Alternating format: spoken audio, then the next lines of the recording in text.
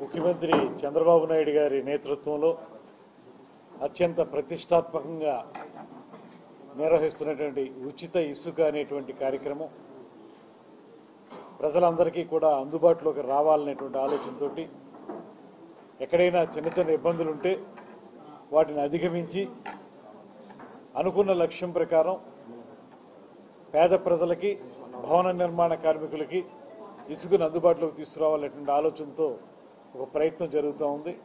దాన్ని సమర్థవంతంగా ముందుకు తీసుకెళ్ళడానికి అవసరమైనటువంటి కార్యాచరణ పథకాన్ని తయారు చేయడానికి పెద్దలు ఎక్సైజ్ అండ్ మైన్స్ మినిస్టర్ గారు అయినటువంటి కొల్లు రవీంద్ర గారు ఈరోజు తూర్పుగోదావరి జిల్లాకి రావడం జరిగింది.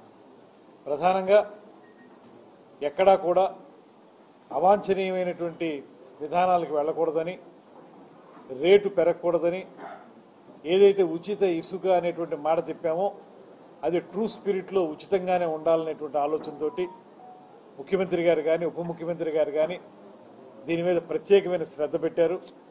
అదేవిధంగా ఇవాళ మంత్రి గారు కొల్లు రవీంద్ర గారు కూడా ఇక్కడికి అమలాపురం ప్రాంతానికి అన్ని చోట్లకి తిరిగి అక్కడ ఉన్నటువంటి రాజకీయ నాయకులతోటి అదేవిధంగా ఇతర స్టేక్ హోల్డర్స్ తోటి, అందులో డిపార్ట్మెంటల్ అధికారులు వస్తారు, అదేవిధంగా ట్రాన్స్పోర్ట్ వారు కానీ మత్స్యకారులు కానీ అందరితోనూ కూడా మాట్లాడి ఒక సమర్థవంతమైనటువంటి విధానాన్ని ముందుకు తీసుకెళ్ళడానికి వీలుగా ఏం చేయొచ్చు, మరింత మెరుగుపరచడానికి ఏం చేయొచ్చు అనేటువంటి ఆలోచన కోసమే ఈ సమావేశం జరిగింది. ఇక్కడ రకరకాల అంశాలు వచ్చాయి. ఇక్కడ ఇసుక లభ్యత అనేటువంటిది ఒక మాట, ఇసుకను ఇప్పుడు ఉన్నటువంటి పరిస్థితుల్లో మాన్సూన్ పరిస్థితుల్లో మనం కొత్తగా ఎక్స్కవేట్ చేయొచ్చా అనేటువంటిది ఇంకొక పరిస్థితి. అదేవిధంగా బోట్మెన్ సొసైటీ వాళ్ళకి ఏ రకమైనటువంటి సౌలభ్యం కల్పించాలనేది మరొక సమస్య.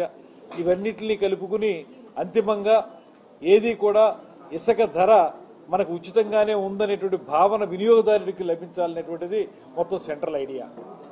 ఇది ఉచితం అన్నారు కానీ ఇంకా మాకు రేట్లు ఎక్కువ పడుతున్నాయనేటువంటి భావన రాకుండా ఉచితాన్ని నిజమైనటువంటి ఉచితమైనటువంటి ఇసుకగా మాత్రమే ఇవ్వటానికి, ఆ రకమైనటువంటి అనుభూతి వినియోగదారుడికి కలగడానికి ఏ రకంగా మనం జాగ్రత్తలు తీసుకోవాలనేటువంటి దాని మీద సుదీర్ఘంగా ఇప్పుడు చర్చ జరిగింది.